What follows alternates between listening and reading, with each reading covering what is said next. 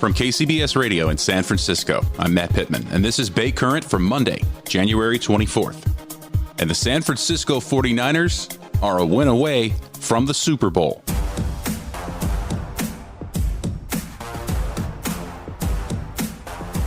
It was a wild, crazy, and just awesome weekend of NFL football for fans across the country, but certainly here in the Bay, as the San Francisco 49ers went to Green Bay in the snow and freezing temperatures and knocked off Aaron Rodgers and the Packers. They're moving on to the NFC Championship game, and they'll face their own division rival, LA Rams, for the NFC Championship and a ticket to the Super Bowl. For more, I wanted to bring in a name and voice that's very familiar to Bay Area sports fans to get the latest and see if this could be the year for the 49ers.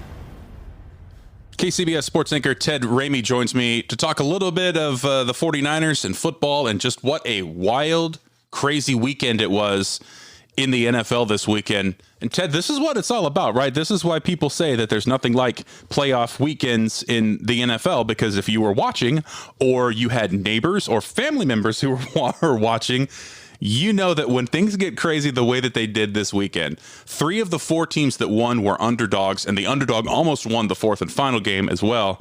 This is about as good as it gets. This is why this remains a football crazy nation, I think. Oh, yeah. I mean, this was the NFL at its most NFL, and the best thing that's come out of this weekend, and I always have to give it the qualifier when I say quote-unquote best, is that there is a lingering controversy about the fact that, you know, the Chiefs in their win, you look at the Bills and they never got a chance to touch the ball in overtime, which was exactly the complaint people made a couple of years ago when the Chiefs lost to the Patriots in overtime, that they never got to touch the ball there, and I believe that was the AFC Championship game, and this was obviously the divisional round, but you have these incredible games, and now this debate that's going on after the games and is going to continue into the offseason, and yeah, it's peak NFL. This was about as good as it gets, and you know, if that was a preview for what we're going to get on Championship Sunday, I think we're in for a treat.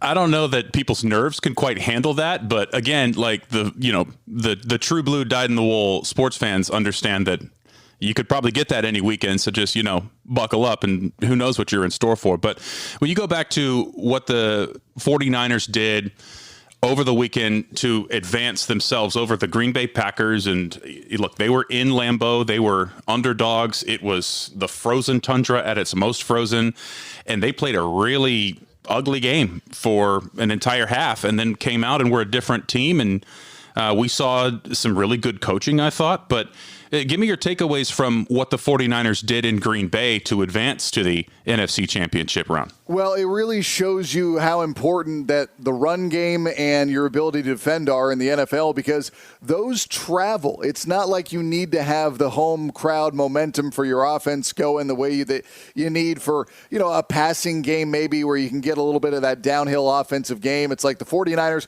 can go out there and grind out games. You look to the final regular season game against the Rams and they fell down 17-3, and that was the score coming out in the second half, and they came roaring back in that game. Or they, went into Dallas and were able to effectively play against a very potent offense and kind of control the game, even though Dallas did come storming back after, a mistake from Jimmy Garoppolo, and there were mistakes from Jimmy Garoppolo against Green Bay this week as well. But the 49ers, more than anything, it's a very hard team to play, and even though they've been dealing with injuries all year, and even though they do not have an explosive offense, and I think that Jimmy Garoppolo is most definitely impacted by his thumb injury or injuries, because it's a torn ligament and a bone chip, depending on which of the many things you hear about that injury are, and the sprained shoulder. He's clearly affected by that, and the offense is not some juggernaut right now, but the way they run the ball, the way they can use Deebo Samuel, who is dealing with a foot injury that we're waiting to hear more information about, they can kind of do it all. And they have the kicker in Robbie Gould, who's got, I think 20 consecutive field goals in postseason right now. Yeah, he's never missed in the playoffs, has he? Yeah, he's 20 for 20. So he has been phenomenal. And it's just really interesting to watch the 49ers because you knew going into this year that they had all the ability in the year and that you felt if they were healthy, they would be able to not entirely replicate the dream season that 2019 was, but find themselves in this position in the NFC Championship game. It's just the way that it's gone this year with injuries, with inconsistencies, with all the controversy, in drafting Trey Lance and pushing Jimmy Garoppolo, and the fact that Garoppolo's gotten hurt and so many other 49ers have dealt with injuries just not as bad as what they dealt with last year. You didn't know if it was going to end up here, but I think that we're not too surprised by the fact that they're here because when they play their game, I truly believe they are capable of beating anyone. And the team they're going to face in the NFC Championship is a Rams team that they beat twice in the regular season. And you can look back to the first time they played them in the regular season as kind of like the turnaround moment of their season, right? Because they started the year at 3-5, and then I think it was week 9 is when they beat LA for the first time, and they would go on in that after that 3-5 start to win 7 of their last 9 to finish 10-7. And that first Rams game kind of was a turning point moment for them. And then obviously we remember what happened just 2 weeks ago, right?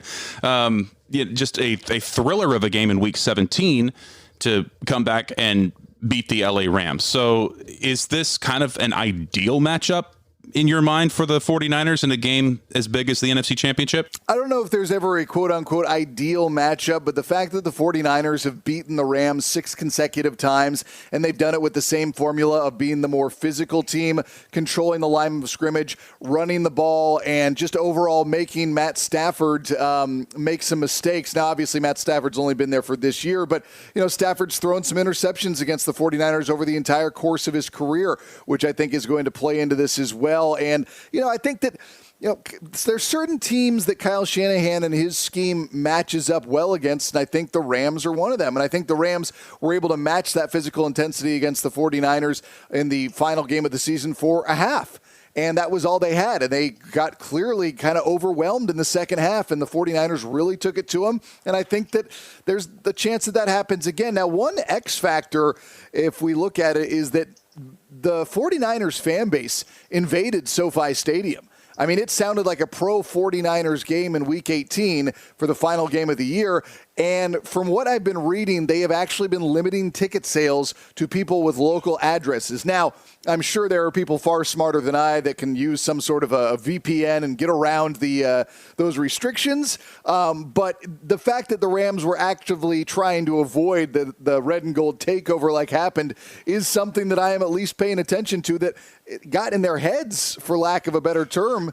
So it'll be very, very interesting. I think that, like I said, Stafford threw 4 of his 17 interceptions this year against the 49ers. And in 6 career games against the 49ers, he's thrown 5 picks, and his teams have gone 1-5 in those games. I think that the 49ers have found a consistent formula for success against these Rams and against Matthew Stafford. Mm-hmm.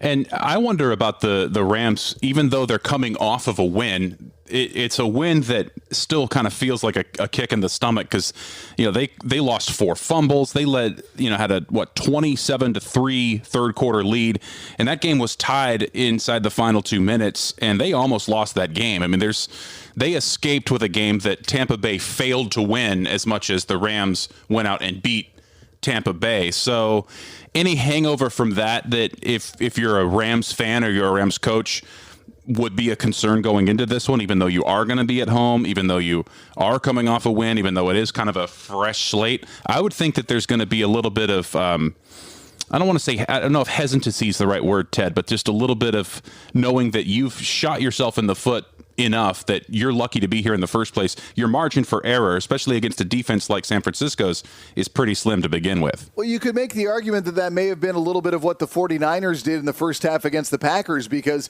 they were cruising. True. They were cruising against the Cowboys. Jimmy Garoppolo throws an interception. The Cowboys come storming back in that game, and the 49ers were maybe a little bit rattled and lacking confidence. I think Jimmy Garoppolo, whether it's the shoulder or the thumb, the cold, he definitely did not look as full of conviction in a lot of his throws. So, I think there's always the threat of that. But I think that these teams, they'll be able to forget it. And I think that there's the rivalry between these two teams right now, I think, is probably so intense that they'll be able to overlook whatever happened a week ago or 2 weeks ago, or however you want to view it for these teams, that they're going to be kind of at their best. And I think this is really lining up to be just an incredible matchup. I mean, I think that you always have these arguments of, it's tough to beat a team 3 times in a year. They beat them the last 6 times. The Rams are due for a win. And there have been some good games in there, no doubt. But I think these two teams know each other very well. The head coaches are two of the, guys who are 20 years ago or 20 years from now, we'll be talking about their coaching trees potentially. I think that there's a lot of excitement going into this game, and I think that's kind of going to overwhelm the way that it ended for the Rams. And I think the 49ers, they have to forget about their comeback win against the Packers that also included a miraculous punt blocked for a touchdown. I mean, they didn't score an offensive touchdown. They didn't perform, very well in the slightest. So neither of those teams, listen, the Rams did what they had to do to get up 27-3 and then somehow escape with a win. Sometimes, as the 49ers showed you in the last 2 games, you have to escape with a win. So I think that both these teams will be able to move on from that. But I do think you'll also have 2 teams that are going to give us an incredible show. All right, final question, Ted. I'm going to put you on the spot, ask you to break out the crystal ball. Are we headed for a rematch of the Super Bowl from 2 years ago, Kansas City Chiefs and San Francisco 49ers? I do think it is feeling like that right now, and I think the NFL would absolutely love that because that was one of the most entertaining Super Bowls that I have ever seen. You watched Patrick Mahomes, a generational, a transcendent talent, have his breakout moment and lead his Chiefs in a come-from-behind win against the 49ers.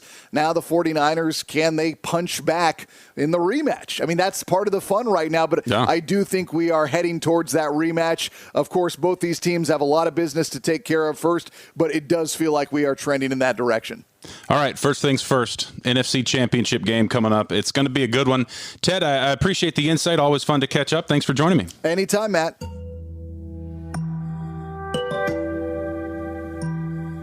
Thanks again to my colleague, Ted Ramey. And thank you for listening.